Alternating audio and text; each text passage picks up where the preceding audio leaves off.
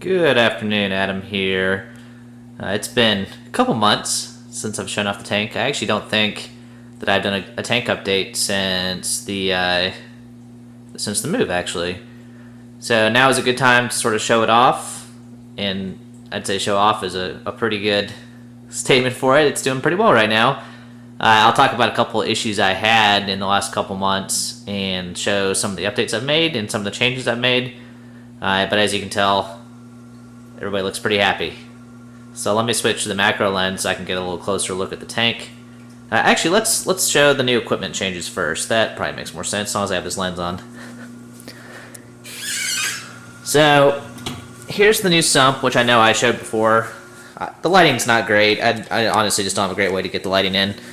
But let's see. You can see this one little jug. That's really the only change I made as far as new equipment. Well, no, actually two different changes. So I had this jug, which is a Kalkwasser mix. So now half of my supplementation is Kalkwasser, and half of it is 2-part calcium soda ash. This stuff right here from Bulk Reef Supply. So, and I'm actually using Bulk Reef Supply Kalkwasser as well. So I have a little dosing pump back behind it, and I'm doing 100 milliliters a day, 1 tablespoon per 1 gallon of water. I've got my pH from 8.0 to 8.2 on average, which I think can help explain some of the good changes to the tank. The other addition I made, which is going to be a little hard to see, let's see if we can see it. You can't really, I need to get a light, but there's actually a Gfo reactor inside the sump, which I'll try to get a little bit of a better view of it when I pull it up on the computer, but it's probably going to be pretty hard to see because there's just no lights down there. But I added a Gfo reactor because my phosphate was a little high, running around 0.1. Now it's back down to about half of that or a little bit lower. So that has been a positive improvement to the tank.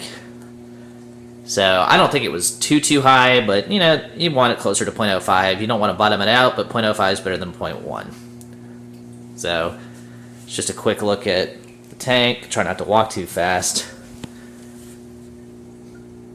Fish are thinking I'm about to feed them. So let me switch to the macro lens real quick and give you a slightly closer look at some of these coral. Alright, macro lens. Decided to start with the coral that probably looks the best in the entire tank, or one of the two anyway. This is a Frammer that has always done pretty well, but recently is just massive. You can't tell, but there's got to be a solid 12 heads in this thing. There's 3 small heads just in the front that are totally covered up by the other larger heads, but you can see them at night. I really should frag this thing at some point, because it just doesn't have any more room to grow, and I'm not totally sure what to do with it. Right beside it is another one of the LPS that have been doing fantastic. It's a nice little Duncan coral. Also, just out of space. I mean, it's made a nice little half circle, and it just doesn't have anywhere else to grow. As you can tell, it's interesting. The Montipora, sort of a quick story on these. Let me actually get this one.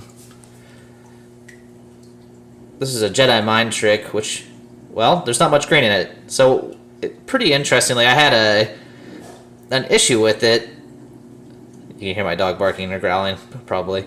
So about a month ago, it looked like it was just going to totally die off.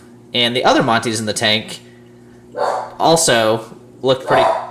Oh, hang on. So turning to this Jedi mind trick, as you can see, there's not much green in there anymore. At one point in time, about a month ago, it looked like it was just going to totally die off. All the polyps were totally missing. And I never figured out what happened to it. So, this one looked terrible. This other Monty back here looked terrible. This one had absolutely no growth on it. All the Monties in the tank just looked awful, and there was just no explanation. And then, just randomly, it came back. This Monty, as you can see from the edges, is absolutely growing everywhere. Every single edge is growing now. And the one on the left is growing as well. So all the Monties were looking half dead. and then suddenly every single one's growing again. I didn't change anything. I have no clue. It's one of the more bizarre things I've had so far in this hobby. I even did an ICP test to see if there was some explanation, and ICP came back with slightly low iodine, but otherwise the water quality was spot on. I wanted to show off this Staghorn Acro real quick. I really did not get much growth out of it for about a year. Now you can see the tips in the back are white and growing, and it's doing quite well now. I'm not really sure what changed, but obviously I'm happy with the improvement. A couple of the corals to take a quick look at are the zoas have been making a comeback. For a long time they looked like they were dying. Actually, a lot of them did die, but now they're starting to fluff back up a bit, and again, absolutely no clue why. I mean, that is one of the oddities of this hobby, is sometimes things do well, sometimes they don't, and sometimes you have no idea why they're doing well or not. You can see some of these other zoas back here are also starting to look like normal zoas again. So you can see I have a ton of candy canes everywhere. I don't really want them. They were right on this middle rock right here, but they broke off. Not sure. They broke off during the move, and I've just put them right here so that they're doing okay. They're growing everywhere. There's a ton of them. I don't really know what to do with them. So I'll probably give them away or sell them or trade them into a fish store at some point. This rock structure on the left is my least favorite part of the tank. Or sorry, on the right. I'm going to redo it all at some point. I just haven't got around to it. It's on the list. Fish-wise, all the fish that were moved have all survived the move. They're all doing great. You can tell I'm not as much of a fish person as I am a coral person. I really do like the foxface, though. He's just a cool fish. The torches are doing fine. Just hanging in there. Not really growing, not really not growing. So, you know. Well, that's sort of all I got for today. The Montipora growing. Oh, there's a couple new ones. Oops, stepping on things.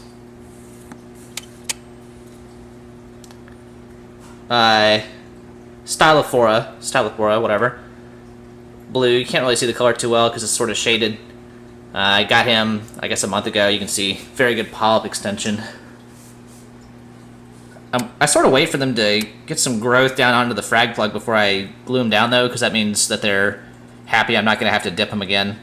So this one has good polyp extension. I haven't really seen any growth onto the plug or off the tips. So once I see that, I will glue them down.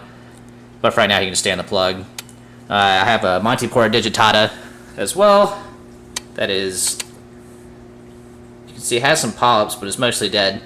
He died off at the same time as the other Montiporas. Again, absolutely no explanation. Who knows? And then just a random Montipora that broke off, and I glued him down, and I'm going to give this guy away at some point. I need to really frag this back. I mean, look at this thing. It's a monster. It's such a cool coral. But it really does just spread everywhere. I mean, you can see another piece there, a little piece on the rock. There's a piece right there that's growing off the rock. A piece right here growing off the rock. So it is a little bit invasive, but hey, too much growth rather than not enough growth, I will take every day of the week. Alright, well that's all I got. I hope you guys enjoyed. Again, this is mostly for my own sort of journaling of the fish tank. Yeah, I got about 100 subscribers. Some of you guys apparently do like watching the videos I put out, and I do appreciate it. And if you have any questions about the tank, let me know. If you're interested in the ICP results, I can post them in the comments, but you know, basically I did a Triton test and it fell right within parameters, which was obviously a good feeling. Alright, until next time, thanks.